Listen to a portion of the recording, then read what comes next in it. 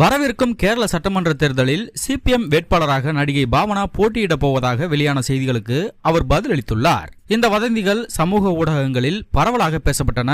சில ஊடகங்களும் இது குறித்து செய்தி வெளியிட்டிருந்தன.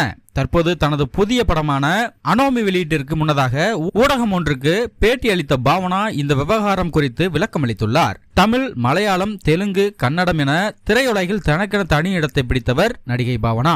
மிஸ்கின் இயக்கத்தில் வெளியான சித்திரம் பேசுதடி படத்தின் மூலம் தமிழ் சினிமாவில் அறிமுகமானார். அதன் பிறகு வெயில், தீபாவளி, கூடல் நகர், ஆர்யா, ஜெயம் கொண்டான் என பல படங்களில் நடித்த பாவனா கடைசியாக அஜித்துடன் அசல் படத்தில் நடித்திருந்தார். தற்போது பாவனா கதாநாயகியாக நடித்து இணை தயாரிப்பாளராக இருக்கும் அனோமி திரைப்படம் ஜனவரி 30 அன்று வெளியாக உள்ளது. இந்த படத்தை அறிமுக இயக்குனர் ஆர் மரத்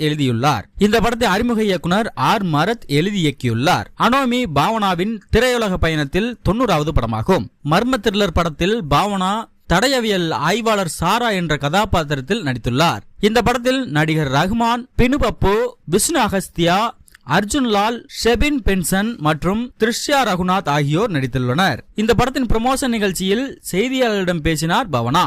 அப்போது செய்தியாளர் ஒருவர் கேரள சட்டமன்ற தேர்தலில் வேட்பாளராக போட்டியிடப் போவதாக பரவும் செய்தி பற்றி கேள்வி எழுப்பினார். அதற்கு பதிலளித்த பாவனா, நான் சட்டமன்ற தேர்தலில் போட்டியிடப் போவதாக வரும் செய்திகள் முற்றிலும் போலியானவை. இப்படி ஒரு செய்தி எப்படி வெளிவந்தது என்று எனக்கு தெரியவில்லை. இதில் துளியும் உண்மையில்லை. இந்த செய்தியை பார்த்தபோது எனக்கு சிரிப்பு தான் வந்தது. அது ஒரு பெரிய நகைச்சுவை என்று பாவனா கூறியுள்ளார். நடிகை பாவனா கடந்த 2013ஆம் ஆண்டு கர்நாடகாவில் காங்கிரஸ் கட்சிக்காக பிரச்சாரம் செய்தார் என்பது குறிப்பிடத்தக்கது.